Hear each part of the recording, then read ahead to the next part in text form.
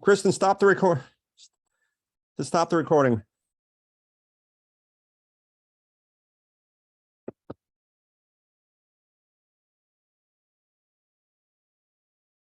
Yeah. Okay. We don't have a quorum yet anyway.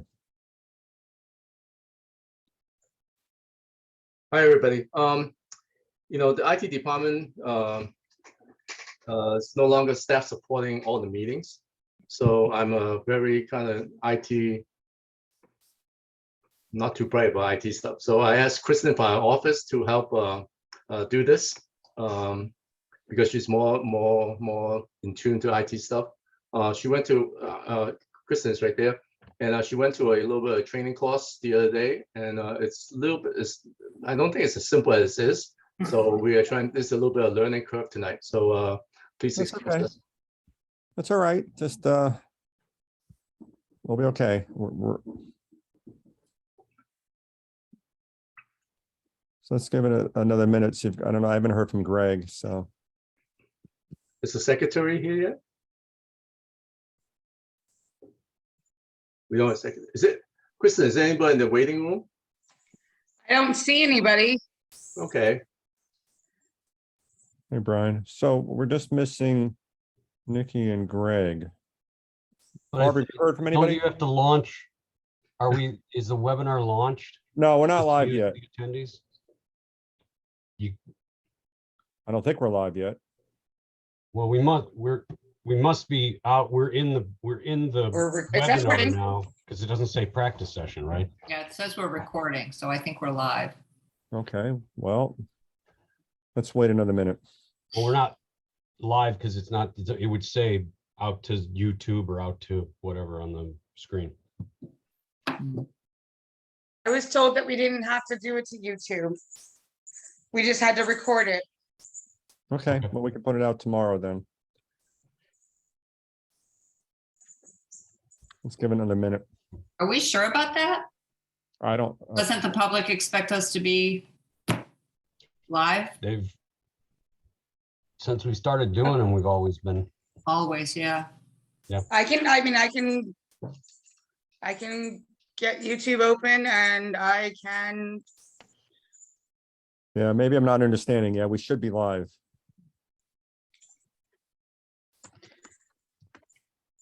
We just had the training yesterday and I apologize to all of you, but this is my first time doing it. And I was told that this meeting, according to our spreadsheet in our IT department, that this meeting did not have to be live. So that's what I'm trying to figure out right now. Okay, well, it should be live. Okay. So why don't we get going once you get us live?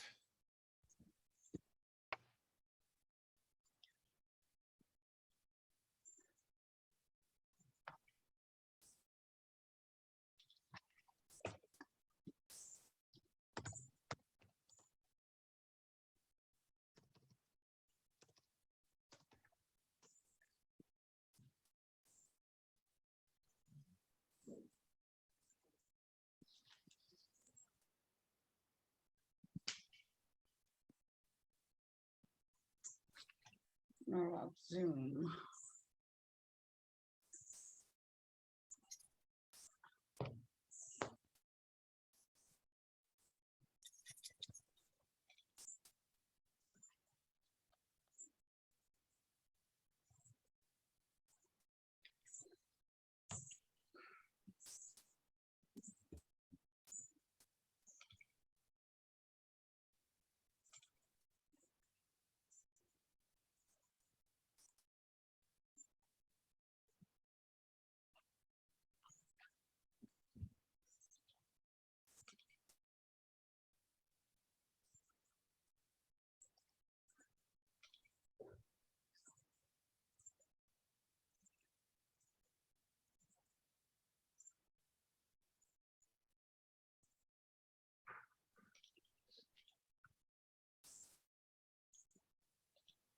All right, it's not letting me in right now, and nobody from IT who was supposed to be on call tonight is answering the phone.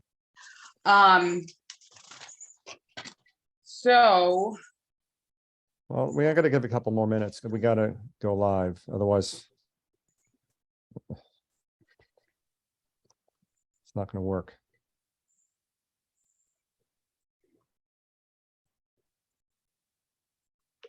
Let's see if I can get Larry. I literally have just tried him 4 times. Okay.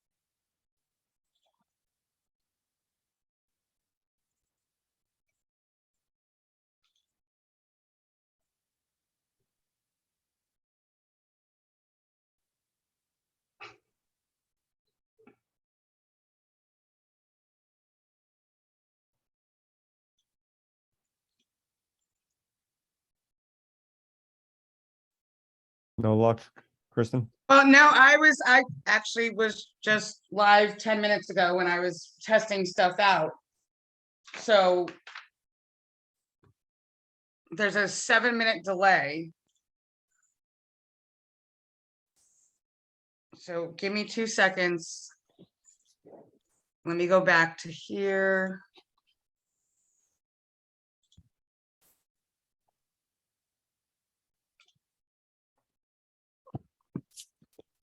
Says it's recording.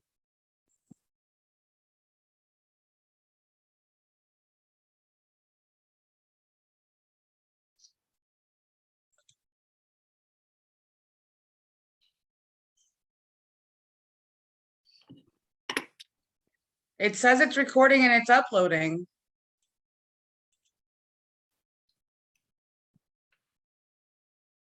I don't know what that, David, do you know what that means? Is it? If we were live, we'd have a symbol in the upper right-hand corner that would say that we're streaming to whatever that service is. And the question would be is, do we know if anybody's in a waiting room for the attendees waiting to get in? I would think since we're doing energy, I know there's a few people who may be in that waiting room. That's what I was thinking as well. But if it doesn't, I'm confused because it doesn't say practice session anymore, which generally that's when the room opens up. But until the room opens up, the attendees would be at 0. Maybe we can try and look and see if it's live. I'm actually asking, oh, okay, wait, Leisha's looking now.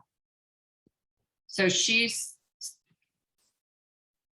Leisha, if you can hear me talking to you, please let me know. Then we'll know we're live. She sees Kristen. And nobody else? Oh, no, okay, she said it's not working anymore. That was the test. That must have been the That's- test that she did yeah. earlier. All right, hold on.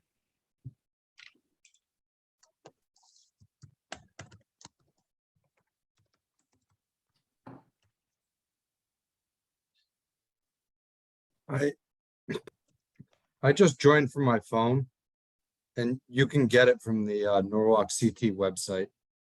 If you go to the website, there's a listing of meetings, and if you click view participate in meeting, you can view the meeting. So it is live. Yeah, I believe so, yes.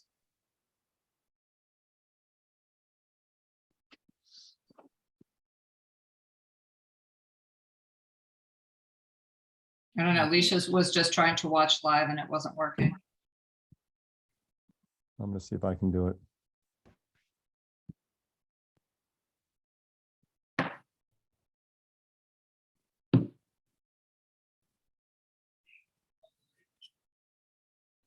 Let's see. Recording in progress.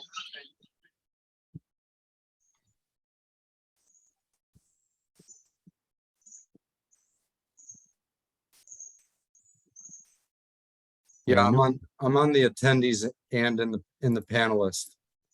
Okay, So do we think we're live? I'm trying to get on it. the webinar is live. We're just not streaming to YouTube. So as long as the webinar is live, it means that anyone who would come in as an attendee that wanted to speak, that would need to be promoted, can do so. Well, that's So simple. obviously we don't have anybody there, so. I don't see any raised hands right now.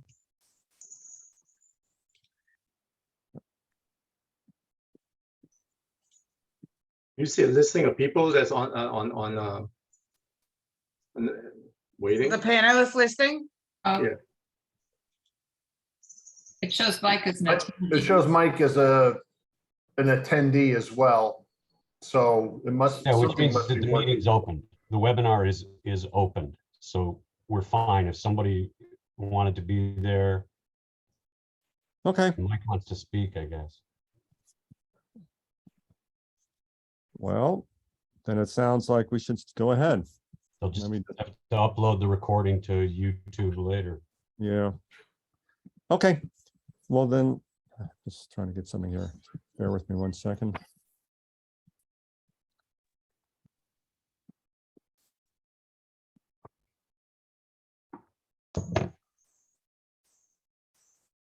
Hold on 1 second.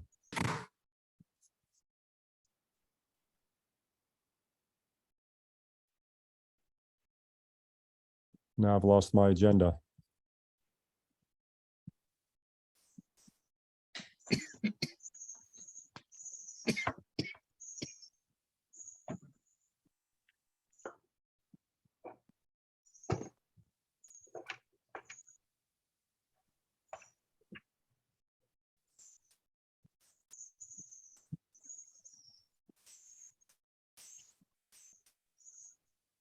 Before we move forward, I'm just asking Leisha if we can move forward with the meeting if it's not on YouTube. Well, as long as it's She live, said it's not, she's can't find it. but she can't even access it on. Can she get hold of anybody?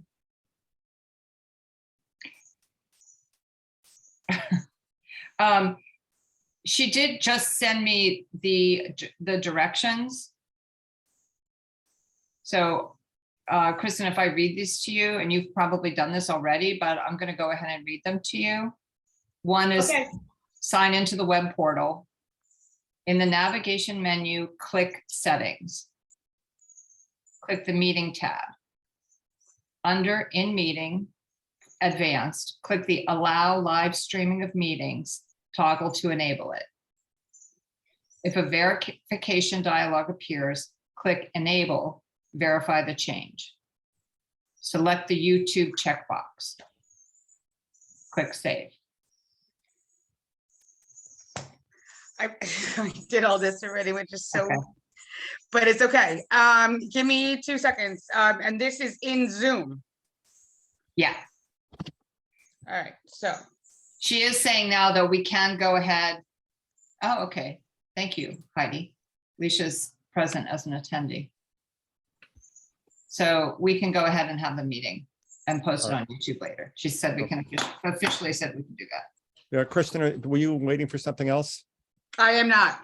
Okay, all right, let me call this meeting to order. It is now 7:13. I'll call this meeting of the Land Use and Building Management Committee of the Norwalk Common Council to order. And first off, I apologize for the delay for anybody who was watching. We've had some technical issues. First item of business is the roll call. I'll announce the members who are here. Mr. Hubelman, Ms. Smith, Mr. Meek, Mr. Burnett, Ms. Alterman, and myself, Tom Livingston. Is there anyone signed up for public participation? No, sir. Okay. Does anybody on the committee have anything they want to share from the public? Okay, then I will close public participation and move to approval of the minutes of the meeting of July 6, 2022. Do I have a motion? Ms. Smith, thank you. Are there any comments or additions to these minutes? Changes? All right, seeing none, I'll call for a vote on the minutes as presented. All in favor, raise your hand. Opposed? Abstention? Okay, Mr. Abstain. Meek abstains, okay. Mr. Burnett, were you in favor? You abstaining? Was that abstention or is that in favor? In favor. Okay, thank you. So we have, let's see, that's 5 in favor, 1 abstention, Mr. Meek. Okay. Moving on, there's no old business, so go to new business, which is the first item is the school construction projects update. Jim? Okay, thank you. I have both Dan and Mike here with me. I will share my screen and get up our update.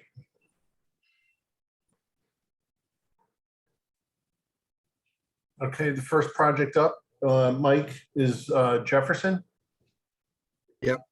Good evening, everyone. Over at the Jefferson Project, the building's substantially complete and has been turned over to the Board of Education for their use. A couple weeks back, they did the district leadership meeting there, and the event was very successful, and we got very good feedback on the project at that time. The construction management company is still working on punch list items throughout the building.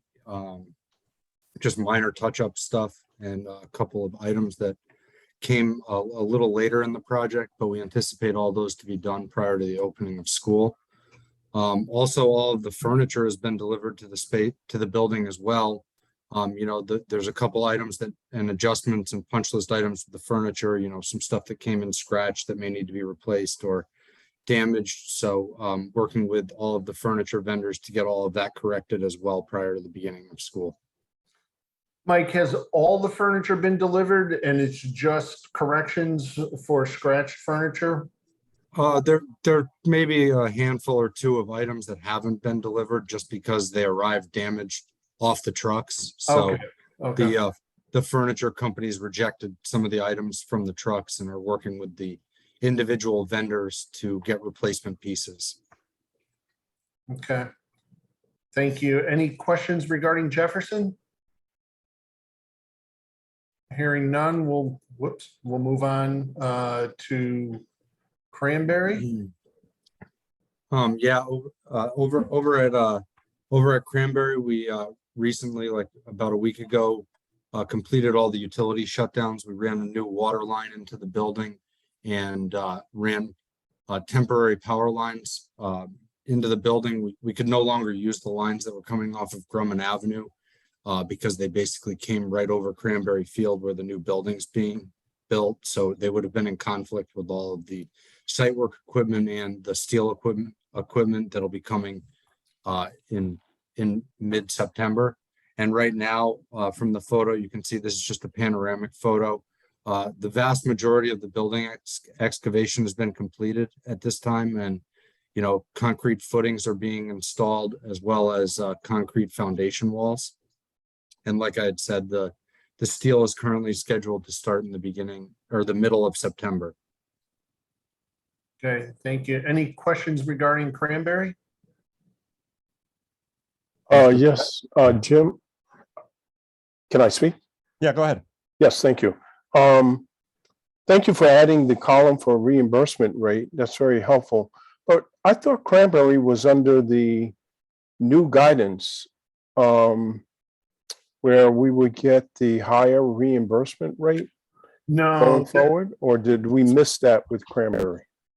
we did it before the new guidance came out. Cranberry's grant application was submitted in 22. It was submitted in 2020. The new reimbursement rate did not take effect until for projects submitted after June 1st of 2022. Okay, thank you for that clarification. No problem. Mr. Meek? Hi, regarding Cranberry, is the steel on schedule with the original plans, like the mid-September delivery? Is that what we had originally forecasted? Yes. Yep. Excellent, thank you. That's it. Yes, I mean, Brian, since you mentioned steel, it is a very challenging product. I know.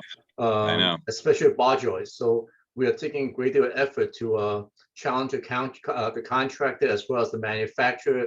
We go all the way up to the manufacturer to get commitment from them. Just because we got commitment, things do happen. But we are on schedule at this point. That's great news. I would expect that to be the biggest bottleneck if something Yeah. happened with that. So, and hey, good to see you and Jim again. Thanks. See you too, Brian. Okay, any other questions on Cranberry? All right. We are on schedule. Norwalk High School, Dan? Excuse me a second. Brian, did you have another question? Your hand's up. Oh,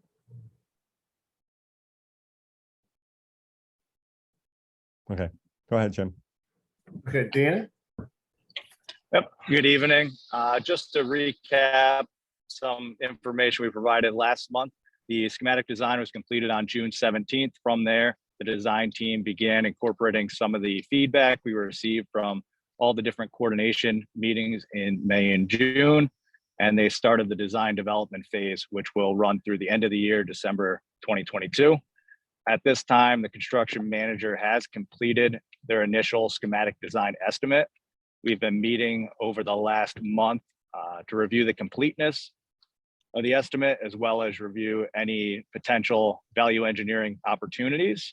We met again today and reviewed the completeness of that estimate, as well as the value engineering, and the construction managers making the final adjustments so that we can reach a final number on that estimate. Also, the project team has our meeting, the Office of Construction Grants, the schematic design review meeting, and the next couple of weeks in August. So we're nailing down the date for that, and we'll meet with them.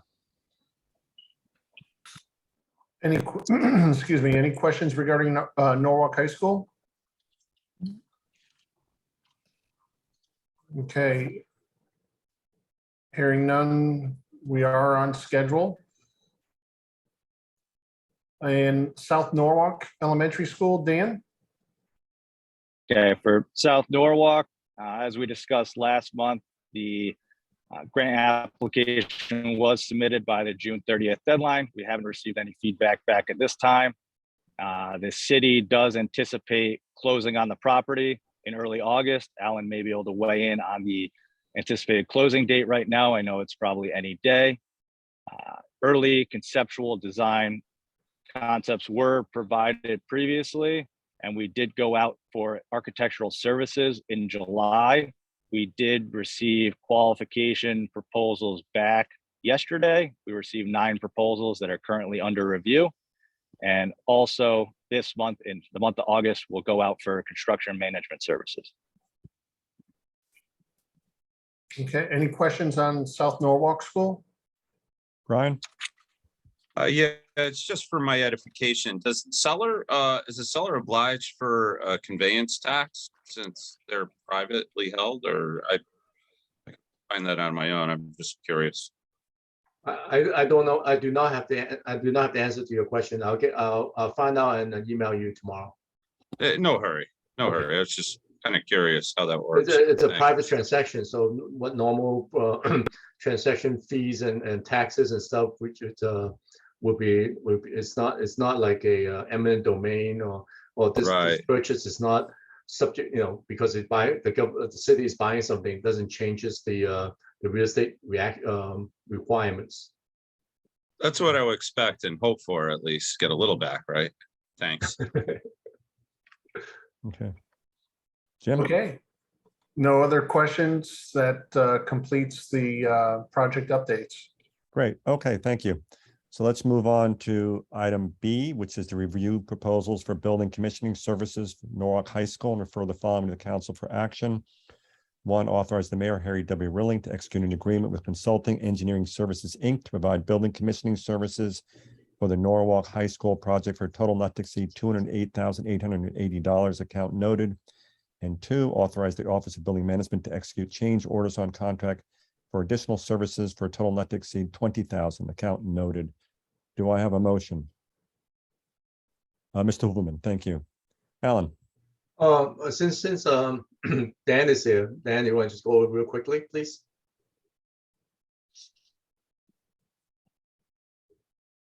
Dan? Yep, sorry about that. So I don't have the memo in front of me right now, but I believe we received, it was 5 or 6 proposals for the commissioning services on the project. We reviewed them in great detail. Their lump sum proposal for the job, as well as their qualifications. And through that review, you may note in that memo, we didn't select the lowest bidder, but we picked what we felt was the most qualified bidder based on their experience on similar sized and similar scope projects, similar to the Norwalk High School job. So. thank Yeah, you. they were, Dan did, and it's in your packet, a very thorough review of all the respondents. And I think it was the second lowest bidder that was selected and was determined to be the responsible lowest bidder. And we did ask questions of that bidder as well, and received a positive response, and as a result, are presenting them for approval. And by the way, thank you for that detail on the backup. Very helpful. Any questions or discussion? Seeing none, all in favor? Indicate by raising your hand. 2, 3, 4. Any opposed? Mr. Meek opposed. Okay, so that's 5 in favor, 1 opposed. Okay. Moving on, item C. Review proposal for conceptual design services for school facilities improvements, and refer the following to the council for action. 1, authorize the purchasing agent to issue a purchase order to Antonazi Associates PC to provide conceptual design services and professional cost estimates for West Rocks and Roten Middle Schools for a total not to exceed $25,000, account noted. 2, authorize to establish a contingency for additional services as may be required for a total not to exceed $2,500. Do you have a motion? Anyone? Well, thank you, Ms. Smith. Alan. Yeah, Jim and I have been working with the Board of Education on their overall strategy for future years. There's been a desire, they had completed a report, a facility report about a year ago, I think it was. And but with the recent approval of the increased reimbursement, we are taking a look at it, and we are looking at a long-term strategy in terms of working on all the other schools. And the primary objective is to either build new or renovate as new. On the top of the list in terms of improvement are the 3 middle schools left: West Rocks, Nathan Hale, and Roten School. But in order to do it, we have to figure some strategy to do swing space. So in order to develop a detailed strategy, how we would implement the future projects, we want to look at the feasibility and the conceptual design of whether we can use the West Rock site and Roten site, whether we can do addition to it or build a new extension to it, and somehow create swing space so that we can renovate or build new for the existing buildings. So bottom line is there is no plan in terms of right now. Is by doing this exercise, we'll develop we'll determine there's a way to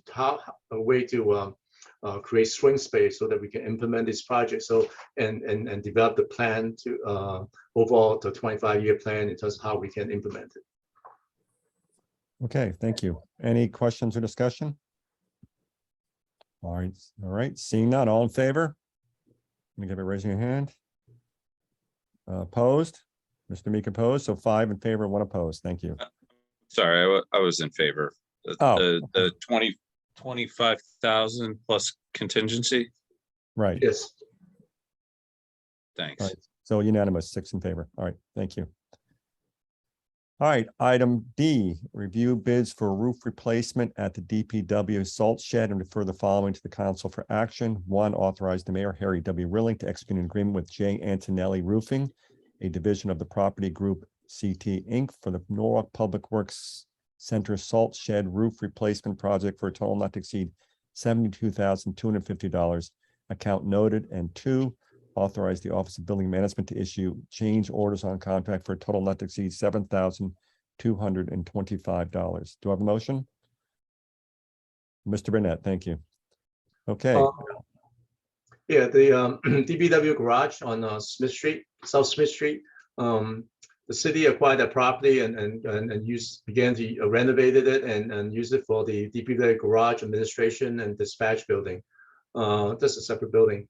As part of this complex, we have salt sheds. It's a structure with it's a big structure with concrete, high concrete foundation wall, where we pile salt against it, and then there's wooden framing and a shed roof with architecture shingles on it. I'm not even sure it's architecture shingles, but anyway, shingles on it.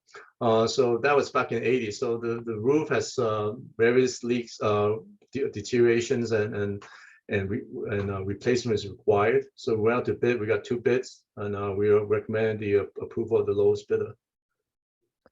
any questions or discussion? Seeing none, all in favor? Okay, unanimous. Thank you, Alan. Okay, that's it for the action items. Let's go to our miscellaneous discussion items. I'll turn it over to you, Alan. Yeah, just very quickly, I have Dan Miller and Neil Rennie, both of us is a part of the building management team. Neil is the property manager and Dan is the chief building engineer. Many times we talk about energy and building management. My typical comment is that we don't have an energy plan, but we have everything we do has an energy component. We've been doing this for probably the energy focus. It's probably like since I would say a little before 2000. So we've been very active in terms of energy conservation and replacement of equipment and stuff. But we thought that because usually when I respond to this question, I don't get into details. I just say that we are very focused about energy conservation, but I thought that is a good. I want to take this opportunity to try and introduce. I think you folks met Neil before. I don't think you met Dan before, but at one of the meetings recently, we talked about some of this stuff. I thought it's a great idea for members of the committee to have an inside look at what the operation of building manager is, because you don't get to see it, and it's but it's a very active kind of strategy and effort that we put in. So I don't want to say anymore. Let Neil and Dan take it from here. Good evening, all. Thank you for allowing us to present tonight. Dan Miller is the chief building engineer. He will be presenting tonight, PowerPoint. I believe you should have received a copy of that. Dan, I'm going to turn it over to you. It's open for discussion as we go along. So if you have any questions, please ask us. We'd like to have this as an active dialogue between all of us. If there's anything out there, Dan, turn it over to you. All right, pleasure to be here with everyone. Let me do a screen share. Excuse me, this is my first Zoom, so let's give this a shot.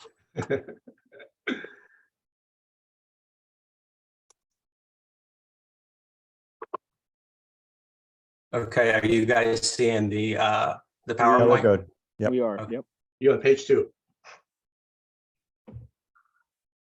And excuse me, my computer has been crashing randomly, but it does reset fairly quickly. So if it does happen, I'll be back on within a few minutes. Okay, so we put this, I'll keep it short and sweet with this presentation. We put it together to kind of give you an overview of our energy conservation efforts that we put in on a daily basis here at the city of Norwalk. No, I'm sorry. I got to say this. I know I'm interrupting you, but I thought that was pretty cute on the cover. It's a step. I'll go back so you can. Yeah, I just saw that. And the second time I look at it, I go, wait a minute, this steps towards green energy. Is that? No, that was. I think that's pretty cute. Okay, I'm sorry. I'm glad you thought. Apologies to everybody. I'm glad you thought it was cute, Alan. So some of our topics for discussion are energy conservation measures. We'll go into a little more detail on what those are. capital infrastructure improvements with an emphasis on energy conservation, us cultivating an energy conservation culture within the workplace, utility tracking. We use software called Energy Cap to track all your utilities, identifying and implementing ECMs and capital infrastructure improvements, and then we'll get into some hard numbers of energy and dollars saved over the years. So an energy conservation measure is a measure to improve the energy efficiency of a building infrastructure, including heating, cooling, ventilation systems, utility systems, and the building envelope by replacement or upgradation of existing systems in a cost-effective manner. Capital infrastructure improvements would include replacing a piece of equipment, like replacing boilers, chillers, air handler units, things of that nature, due to life expectancy or failure. And we always have an emphasis on increased efficiency with the equipment that we replace with, obviously within range.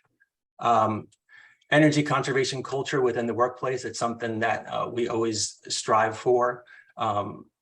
We try to instill it in the staff there. It could start from something as simple as turning the lights off behind you, or getting security to report lights that are on, implementing different strategies to keep the lights off. Yeah, I just want to interject for 1 minute. You know, Yes. we also push this out to, you know, Dan mentioned security, but also our cleaning staff as they wrap up every night. So if the cleaning staff misses something, we have our security staff to back that up. But we try to get this out to our employees that work during the day, as well as all of our employees at night. Yeah, Sorry, sometimes windows get left open after people left from work. We make sure that we catch up with those things and make sure the windows are closed at the end of the day, stuff like that. Hey, just a side question. Do City Hall windows open? Yes. They do. They do. Okay. But we strongly discourage, a couple of reasons. We strongly discourage people to open their window. First of all, they are huge window. They are aluminum. Well, I think they may be steel, not aluminum. Metal. Anyway, metal. They were extremely heavy. The counterweight has failed a long time ago. So if you can barely open it, you can collapse and really take your fingers off. Second of all, is once you open the window, the building is built in renovated 1980s, and the technology isn't there to, you know, once you open the window, if you bring in too much cold air, then the heat will go on. So it's an energy inefficient way to manage the building. And also flies and bees come in, and it becomes a problem. So. And Greg, go ahead. Thank you. Yes. Do we have any type of automation that turns the lights off like at a certain time, so we don't have to be dependent on telling security and cleaning staff to turn the lights off? Right. So it's a mixed up. We do have automation in some areas, but then some areas are not automated, such as, you know, independent offices and things of that Yeah, nature. predominantly common space, hallways are all on automation, outside lighting's on automation, individual units as of right now are not on automation. But our goal is to get it as far towards automation as possible and to take the human element out of it, because that's tended to save the most energy. But it's a process getting there. Well, we are heading towards that direction to get offices also on some kind of automation. Okay, good. Yes. Thank you. We have probably like 14 buildings, I think it is. We also look at the type of uses. I mean, City Hall is a little different because traditionally we have night meetings and stuff. Certain building doesn't have night meetings, so once they clean it, so we got to look at the cost benefit. If the building doesn't, nobody goes in there after hours. If you spend, you know, I don't know, $150,000, $200,000 to do that, is it worthwhile? Because by the time the cleaners go through, it's done. So we value those cost benefit, whether it's worth it to put so much technology in the building. So one thing we look at City Hall too, we can shut the unit, but if sometimes you have a meeting in there, then how do you turn the equipment back on? So we look at all those aspects of efficiency and also operational benefit or hindrance. Okay. All right. Yeah. So moving on. So I have myself and a staff, a staff of 5 total that comprise of the building management team. And between them, we come up with a lot of, they suggest ECMs to me now, where in the beginning it was more of a push on my side, but we've instilled a culture where they're coming back to me with different ways to run equipment or different sequence of operations where we could, harvest energy. We're always, try to be vigilant of runaway equipment or lighting. We'll do tours, after-hour tours. We'll do weekend tours from time to time to try to identify equipment that's running away and wasting energy. We have a building management system, which we can do virtual building tours. So during those tours, readings are taken daily, and we'll identify out of range data, make corrections as necessary. Moving on. Hey, Neil or Dan. Yep. Is there anything that has come up in this that you think could be important to do now? I mean, that we're not doing? Or maybe I'm jumping ahead. No, I wouldn't say. We're pretty active. You'll see the projects that we have going on now. We've been active and will continue to be active in energy conservation. Everything gets brought to the table. Let's put it that way. Good. So our utility tracking software that we use is Energy Cap. I'll show you guys. It's like a 2-minute video, kind of gives you a breakdown of what the service does. Effective utility bill and energy management requires the ability to centralize a large volume of diverse data into one system. A system that streamlines workflow, expedites analysis, evaluates actions, and facilitates communication in a way that is easier, smarter, and friendlier than your current process. That system is Energy Cap. Recognized as the industry standard since 1982, Energy Cap is the software of choice for more than 10,000 energy managers across 3,000 organizations and has documented over $5 billion in energy savings. The Energy Cap solution combines powerful, easy-to-use enterprise-level software with professional services to make your job easier and deliver efficiency, visibility, and savings across your entire organization. Savings opportunities begin with your utility bills. Enter the bill data into Energy Cap manually or via electronic import. Or for ultimate time savings and accuracy, let us enter and audit your data for you through our bill processing service, Bill Capture. Need meter data too? Not a problem. You can enter monthly meter readings manually or automatically import data collected by your existing sub-meter network, building management system, and even vendor-provided smart meters. From there, monthly rebill or chargeback calculations are processed with a single mouse click. And reconciliation processes ensure that all usage and cost charges are accounted for. After your data is in Energy Cap, validate and process it via a customized workflow that can include data auditing, multi-level approvals, and interfaces to your accounting system to streamline bill payment and expense tracking. With Energy Cap, utility bill processing is fast, making late fees and shutoff notices distant memories and freeing up personnel for higher value energy management tasks. Energy Cap allows you to work smarter with a wide range of tools: weather normalization, peer benchmarking, calendarization, EUI charts, measurement and verification, interval data analysis, and other informative tools help you catch billing problems, identify inefficient facilities, and evaluate the impact of your energy management efforts.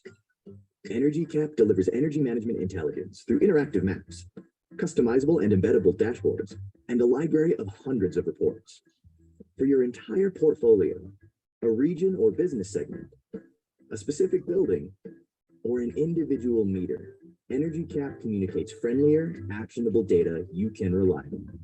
Start your Energy Cap experience today and maximize the value of your organization's energy information.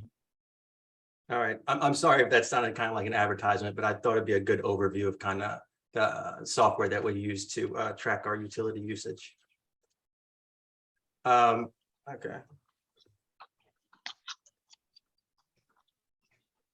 So identify and implementing ECM's capital infrastructure improvements through the use of best practices, staying up to date on industry innovation and internal creative thinking. We identify opportunities based on a cost benefit analysis. There'll always be a list of running ECMs. We'll present to Alan and the team. There's a cost benefit analysis. We look at, I try to look at it as an investment for the taxpayers and make sure there's a good payback. So projects are funded by either prioritized capital requests or using operating funds in the most cost-effective way possible. We like to be efficient in everything we do, whether it's from an engineering perspective or a financial perspective. So this is just a list of some of the active energy conservation projects that have either been completed or in process. There's a much larger list. These are just active. So you have a project name over here, the locations, project types, start end dates, the cost of the project, the utility rebate, the energy savings, cost savings, and they're all totalized at the bottom here. What's the time frame for that chart? I'm looking at This one, this chart is, so there's stuff that was done before even I was here, pre-2012, but you can see stuff that's from 2008. This was all input by our team, all this information into this program. So if we had information from old projects, we input it into the system and we calculated the energy savings, or maybe they were already calculated for us. This is interesting because the second item, Ben Franklin, the steam boilers. We used to have like 2 steam boilers, and with steam heating, the portion of the building close to the boiler room gets really hot, but the end of the lines get really cold, and we just keep burning oil and stuff. We converted back. I didn't even realize it's 2008. Turned into gas, and this is the first condensing boiler the city actually used. Instead of 2 boilers, we have 3 boilers, and they're smaller size, but then we can rotate it and we'll back up. So that's the first time I actually encountered a condensing boiler. It's not too many manufactured back then. It's a company in New York, and we actually went to the manufacturing site, Pearl River, to look at how they manufacture these boilers. And actually, after this, before all these technology in terms of analyzing, actually about 2 years later, I actually did a evaluation what that means. It was about $45,000 a year. It's actually very close to what I came up with back then. We look at the oil bill before, and we look at the gas bill. The reason why it cost so much money, this is back in 2008, is $700,000, because old steam system, the pipes are corroded. So we have to actually replace all the piping. Instead of steam system, we turn into a hydraulic system, a hot water system. So and then we got payment to deal with and stuff. So when you say simply, oh, why don't we just convert? It's more than just replacing the boiler. The system is replaced, and we got control, and we also have a BMS system put into the building. So back then it's $700,000. This is probably about $1.5 million to do this in today's dollar. But the saving is real. It's $45,000. I can. Well, is that cost savings per year or cumulative? Per year. Per All right, year. so if you ever did this chart, per year. if you ever did this chart that. again, we should say annual and cumulative, because it looks like it doesn't look like a great return if you look at the bottom numbers. But yeah. So there's 2 ways to look at this too. So you have project types and you have capital improvement. Now this is equipment that needs to be replaced because of its life expectancy. So and then you have ECMs, which are energy conservation measures, which are purely to save energy. They're more of investment vehicles for the city. So if you were to break things out, break out all the capital improvements and break out the ECMs, you would see everything is usually under 5 years return on investment, simple payback on all the ECMs. So you're making money after 5 years, and that's the maximum. Most projects are less than that. Okay, that's great. I didn't realize this in this chart because I didn't understand. I didn't realize it. That's true, because capital improvement is something we have to do either way. But at the same time, by doing it, we save that money. The other one is that the payback. This ECM project should be financial payback in 5 to 7 years, right? So those numbers are much more favorable in terms of energy return kind of thing. Yeah, some are 6 months. Lighting projects tend to be 6 months to a year. Most projects probably fall in the 3-year range. On the high end is 5 years. but it's still worth it, because it's the city of Norwalk and it's going to be there a long time. So we move ahead with this type of projects. Thanks, Dan. Yep. So move on to the some of the actual electricity use reductions. So I have 2015 to 2021 here because it's the most complete data set that we have of utility bills. If you went back further, there's more savings for sure. So when you look at electricity use over it ranges between 10 and 14 buildings, approximately a 20% use and reduction, which is good because our utility blend is about 60 to 70 to 80% electricity. So a 20% reduction is pretty good. Why'd it go up over 21 over 20? I think COVID comes into play there, right? Yes, so yeah, exactly. So during COVID, when the buildings were shut down, we would set back everything. We wouldn't run things that weren't an absolute necessity. So that's why you'll see that anomaly in there. Great, thank you. Natural gas reduction, 18% reduction over the last 7 years. Oil use, 50% reduction over the past 7 years. Is that because of partial some of these we replaced with gas? No, not in the last 7 years. No, okay. That's just through ECMs and capital improvement projects that have like you said, an energy component.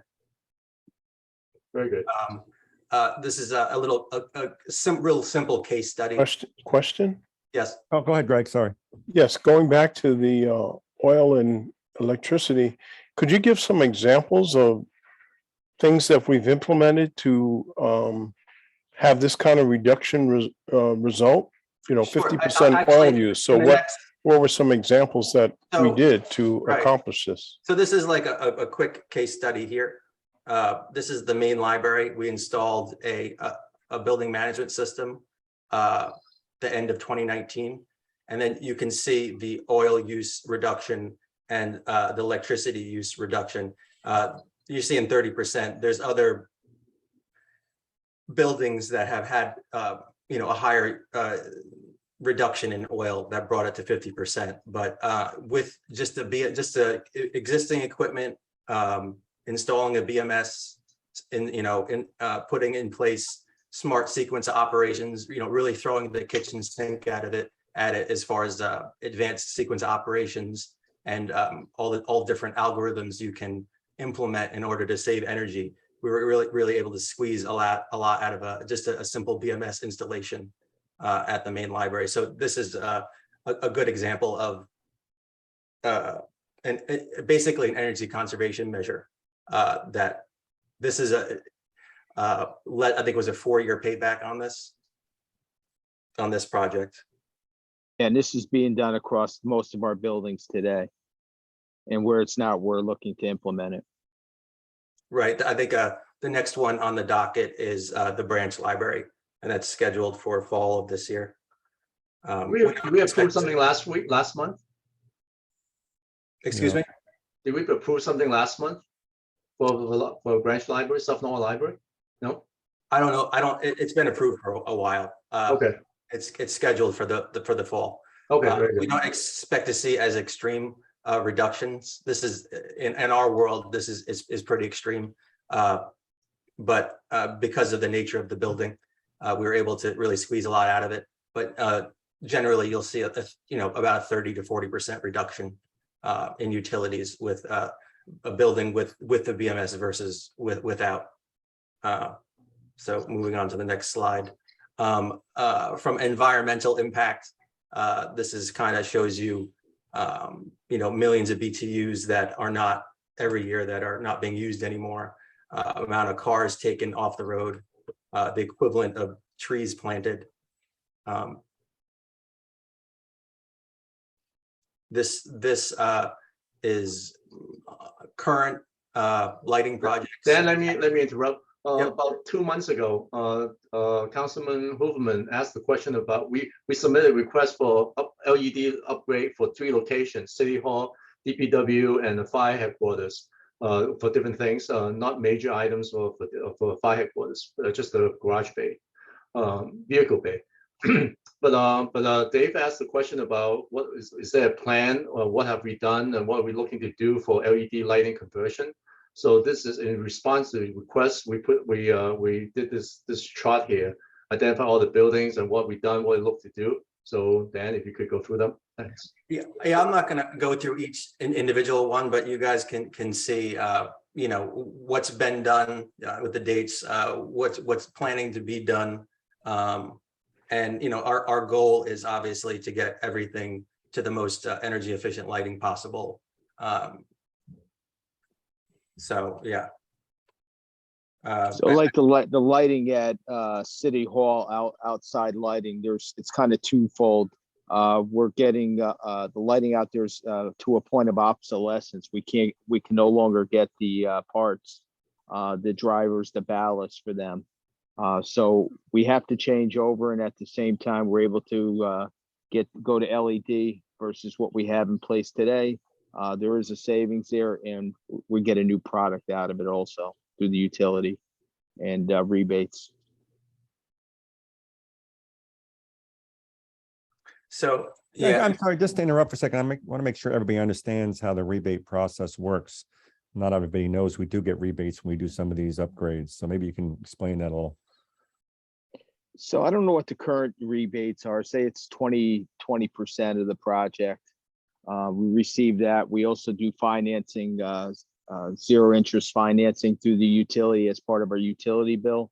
So whatever's not paid by the picked up by the rebate, it's then financed for say 3 to 5 years through the utility, which is minimal, really. It's a small uptick on our utility bill. So most of the time it's very little out of pocket. Yeah, since we have multiple utility company, I mean, most of the building is on Eversource, but then we do a second district and third taxing district to work with. They have different programs. So, and sometimes it's like, I'm going back to what Neil said about City Hall lighting. We did retrofit a number of years ago. We used a light bulb called induction lights, I think it was, right? That's correct. And it's at the time, this is 2008, yeah. It was energy efficient. We save money in energy efficiency. But now, because like Neil said, we can't get parts for it. But then, in order to change to LED, we can't. It's not just changing light bulb or the ballast. You need to change the whole fixture. So instead of like $400 or $300, whatever it is, to change a ballast and light fixture, we have to spend $1,000 to change the whole fixture itself. So the cost return isn't really there. The energy saving isn't really there because it is somewhat energy efficient already. But the problem is that we have to replace the parts. So you look at those numbers in terms of energy savings, it's not that much here, but it's something that we have to do. So because we're saving energy all along, and this is another upgrade, but at the same time, this upgrade it's a physical need as well as we're trying to use LED. So yeah, if you look at those numbers, isn't as great as another conversion. But you also, so our product then would be good for another 20, 25 years out there too, right? So we extend the life of the light poles in the product that we have. We're just changing the heads of the poles. So we do get quite a bit of life out of the project. right. And with LEDs too, you get a lot of reduced maintenance, which is a Good point. benefit as well. Dan, can you just scroll through down the different locations? You want to know what? It's not letting me, but I will. Let me back out and see if it'll let me do it. There you go. There it goes. So we thought main library, branch library, Ben Franklin Center, on and on. So the list of all the facility, what we've done recently, as well as what we look to do in upcoming year.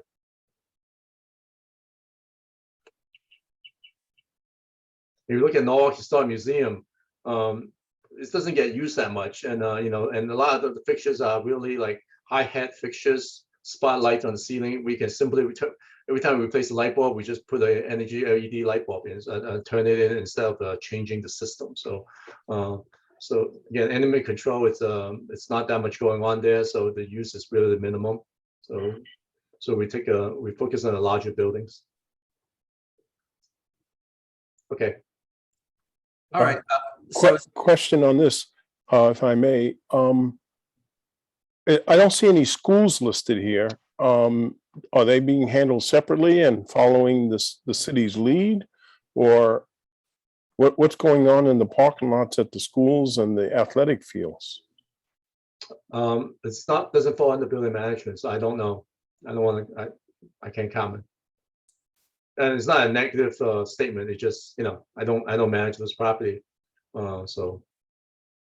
Is there any collaboration? I mean, it sounds like what we're doing with city property is pretty good and we're creating savings, less maintenance. I would think there should be some collaboration with the school systems as it relates to all the school facilities and athletic fields. Yeah, I think it's a great question. Do you think we can get a Bill to come to the council at another upcoming meeting and talk about this? I'll reach out. I will reach out to him. Yeah, David.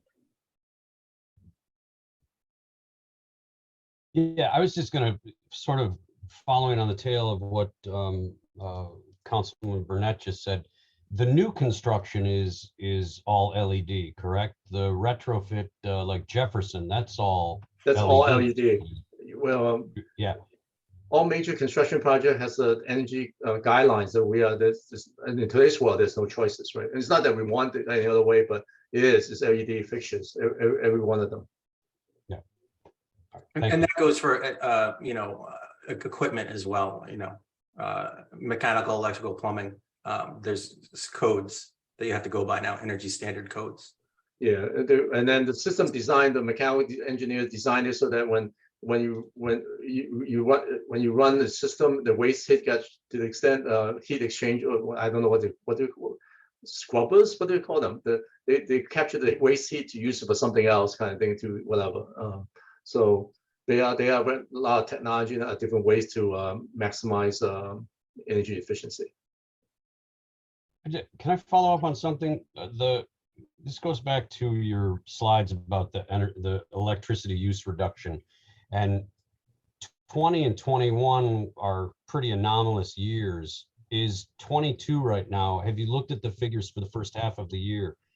Are they holding the trend that you're seeing from 20 and 21, or are they boosting back up? No, they are, and I'll give you a look at our dashboard that we use through Energy Cap. We input the utility bills monthly, and then we're able to track our usage. And that in that way we're able to see runaway equipment, or things running array, or a system that's not running as efficiently as it's supposed to be, and then we can put a spotlight on it and say what can we do, what's going on here. So yes, we do track utilities. It's part of our responsibility. Well, I know that the utilities right now are trending up. They've been slowly and steadily going up over the course of the last year and a half. So I'm glad to see that we're doing these projects that are helping to mitigate that energy cost inflation. Yeah, it's a high priority for us, for sure. All right, thank you. Yep. So I'll share another screen here. This is some of the Energy Cap software. This is like a dashboard that would, showing your rolling 12-month performance, your energy use intensity. It gets into some engineering terms here. You see your carbon footprint over the years is reducing. Gas is reducing. We try to keep this trend as much as possible. Well, this is based on city buildings, I see, huh? What's that? This is actually, it's not a sample from the manufacturer. No, this is live. So if you go into buildings, you look at the city of Norwalk, you have all the buildings here, right? You could go into the main library, and then you look at each individual meter. So you look at the electricity meter. This is the the unit cost summary. You can see the cost kind of ticking up here. And then over here you see our use and the cost, which is in a great trend. Can You you, know, I can you wonder go back, what, can you you know, go back to I always summary wonder what chart? you do. I always wonder what you do all day long. Now I know.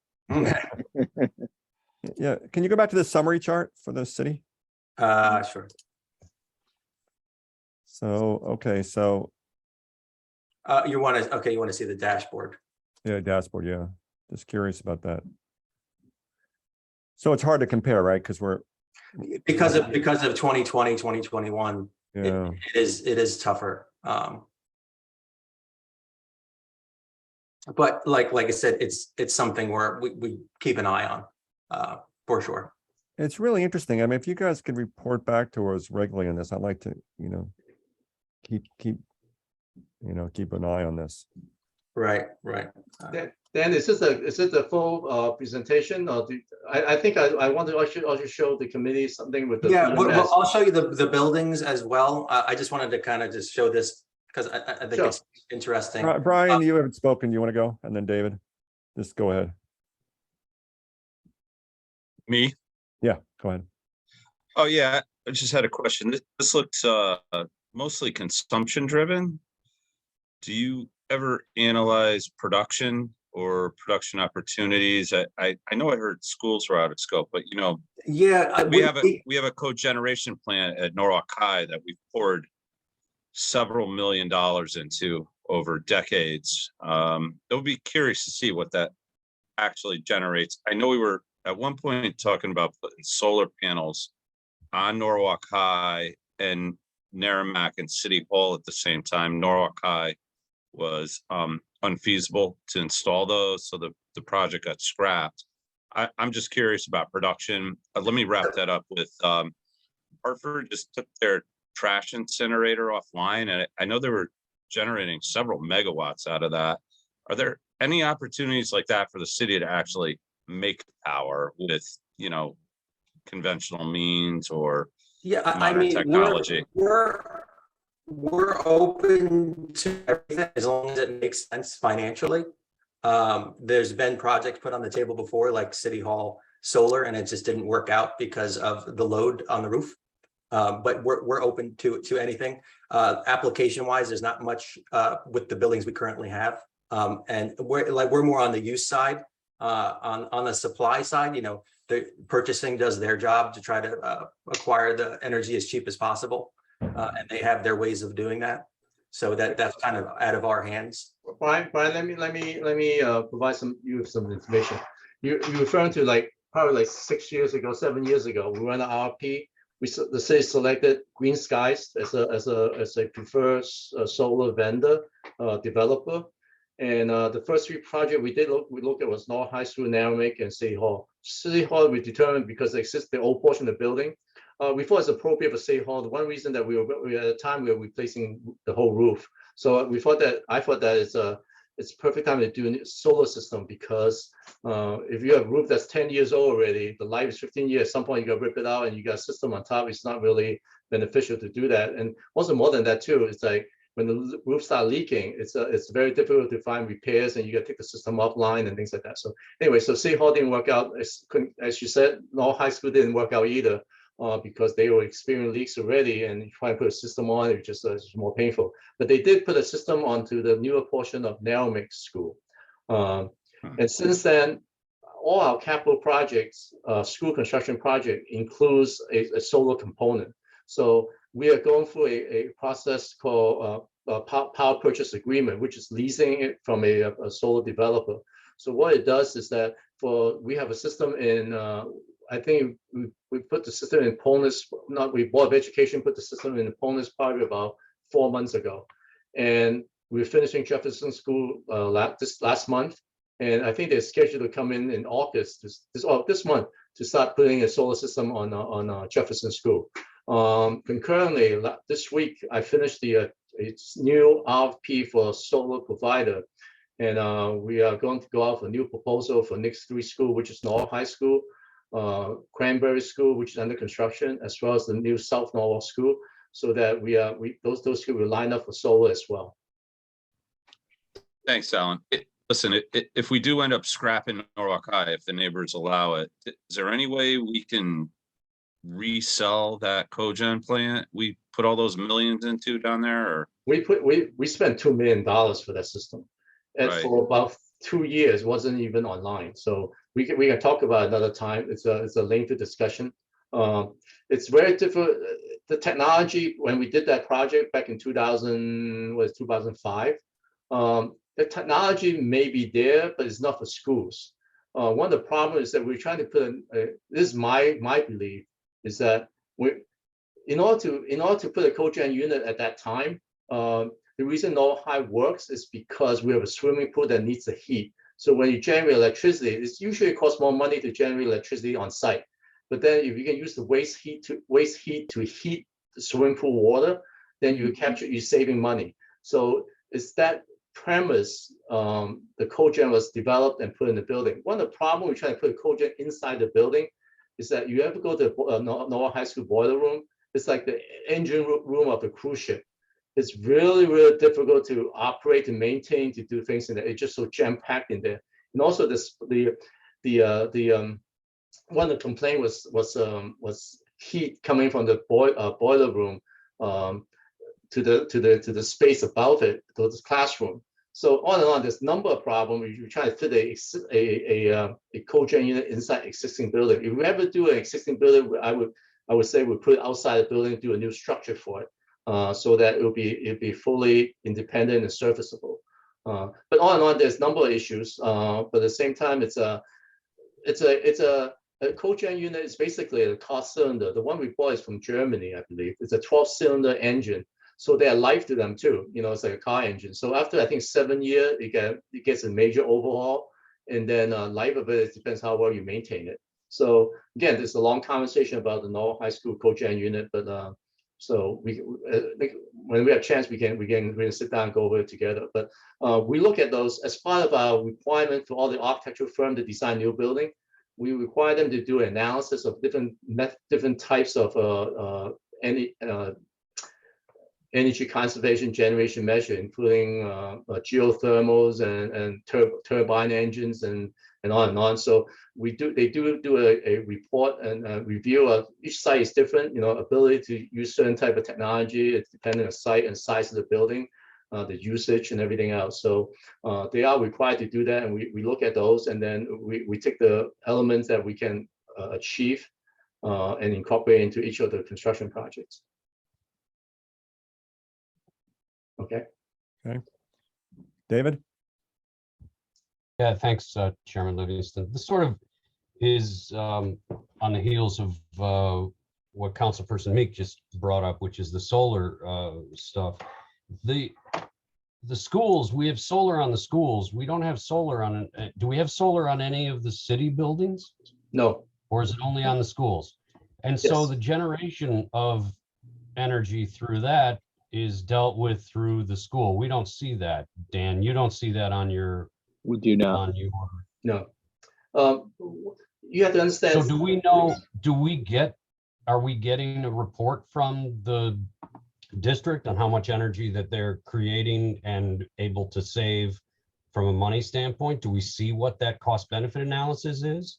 Or I will ask Bill when I have a chance. Me and him can sit down and talk about what kind of report that's generated by the solar developer, and we can get that to the committee. Okay. I think one of the reasons why we need to ask them, basically. Yeah, we need to ask them. Okay. And one of the reasons why we are able to do the school and not the city project is because we haven't done a major city facility building capital replacement project in recent years. So that's why it's and you know what, and it's kind of interesting too, because like when you talk about city building, something like Ben Franklin and Roosevelt and places like that, a lot of times it's a building that has multiple addition they put in the building through the years. So structurally, you got the code back then it's different from today's code in terms of loading and snow loading and all that stuff. And also all the roof, one building could have 3-4 different roofs, each one a different year that was replaced. So you really want to do a solar system on a brand new roof, because. So Alan, I'm gonna stop you there. What about the salt shed at DPW? Thank you, Tom. It's a brand new roof. Yes, I can look at it.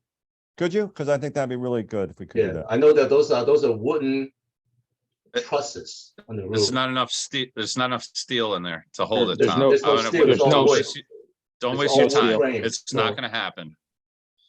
Yeah, They're but lighter I- now, though. I thought the panels are pretty light these days. Yeah, I would look at it. And also, it's a pitch roof, right? So the orientation has to be right also. Oh, you have to look at your orient. I just want to make sure we consider it. Very good. No, I didn't think of it. I'll look at it. Okay. Okay. What else you got? So this is like a more complete list of some of the energy conservation measures and the capital improvements. I think there's like 50 total. They weren't on that other list. Just to show you the activity that goes on. Some are future projects, some are current projects, some are past projects. But we do keep track of them, and we do keep track to make sure that we are getting the savings that are proposed. So from there, I'll go into just give you a look at some of the BMS systems we have. Yeah, the reason I asked, the I'm latest. sorry, Dan, the reason I asked Dan to put the BMS, we always talk about BMS, building management system, but what does that mean? How does it operate? So I want Dan to just explain what is the BMS system is. Okay, hold on one second. Let me just sign in. Right now, we have we number of years ago, probably back in the early 2000s, me and Mike Scobo sat down and looked at individual different manufacturers and decided to have two approved building management system company to provide our buildings so that we can actually remote monitoring all the buildings. And we were trying to look for firms that are not so proprietary so that we can it's a little bit easier for us to get replacement parts and also get better pricing. But since then we have two, I believe two, well, one is different. We also a third one because we inherited the health department building. Otherwise, we typically have two firm manufacturer, KMC, and the other one is an Allerton system. So, and all the buildings are tied into these systems, and then Dan can remote monitoring these buildings. And so I want him to show you what that means in terms of remote monitoring is. Right. So this is all live meter information. You're not sharing. Oh, it's not sharing. New share. Oh, I see it. you got it now. I don't see it, but okay, there it is. There we go. There it goes. Okay. So this is Norwalk Fire Headquarters. This is probably the latest and greatest. It's a LEED gold building. So this is an overview of the HVAC system here. You have the cooling tower, which you'd see outside, some pumps, heat exchangers, the boilers over here. And this, this information we use to troubleshoot problems, make sure the building is operating the way it's designed. There is remote alarming. If things fall out of parameter, we'll get email alarms. So we're trying to stay ahead of problems, and we try to stay ahead of occupant complaints. That's our goal, to have as little complaints as possible, and then obviously to have the equipment running the way it's designed. So this is like a good overview. We can also look at if we had a power failure. We could look at. So this is live, so you can actually see temperature, air flows, and everything else shows up, right? Right, exactly. So if you're looking, this is like the generator. So the main data center is at City Hall, Fire Headquarters. So it's something that we monitor pretty regularly. We can also access the data center as far as power information and temperatures in the room, see how the equipment is operating.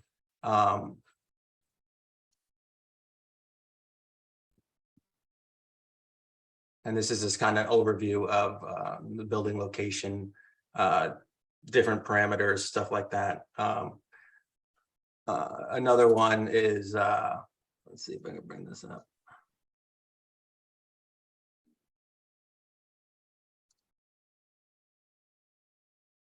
So we talk about sometimes like, on the shoulder season, sometimes we go 100% fresh air. So you can just see the dampers open on remotely, to make sure the dampers are open so the fresh air is coming in from the outside when the temperatures, it's like we can use 100% air from the outside. And we can remotely reduce the volume of fresh air that comes in. There's a code requirement is 10% fresh air into the building. But when there's temperatures, it's at a good temperature, then we can bring in more fresh air. But because the more if it's summertime, wintertime, the more you bring out, the more conditioning is required. So that takes a lot more energy usage to condition the air before it distributes into the space. Right, and we use a lot of smart sequence operations in order to maximize that, like a dual enthalpy control. We have CO2 control. It monitors CO2 in the space. It'll control the outside air dampers based on occupancy. So it monitors how many people are breathing in there, and it'll bring it to a minimum and then bring it up as needed to keep enough fresh air in there. So yeah. I think that's all we have, right? Matt? Yeah, unless you guys have any more questions. No, this is great. I really appreciate this together. I think it's really helpful, informative to us. Any questions from member of the committee? Seeing none, just keep up the good work, keep the focus on this, and let us know if there's anything we can do, or if there's any areas you think are in need of improvement. Be curious to know. Yeah, for sure. Hey, Brian, go ahead. Tom, I would say you had a good idea about looking at the salt shed with solar. I know those racks won't go on there. Maybe it'd be a lot more expensive. Tesla tiles. Tesla stuff's cool, but it's really expensive, right? Very expensive, but Then when we look at these buildings, as we do the work and we put new roofs on, we should just think about it. Yeah, let Greg and finance think about the money, but might as well look at it, right? Yeah. Okay, guys, if there are no more questions, entertain a motion to adjourn. Anyone? Thank you, Barbara. All right, all in favor? Motion adjourned. Okay. We are adjourned. Thank you guys very much. You and Dan. Thanks. Yeah. Thank you, guys. Thank you for your time. Have a good evening. Thank you. Bye now. Bye-bye.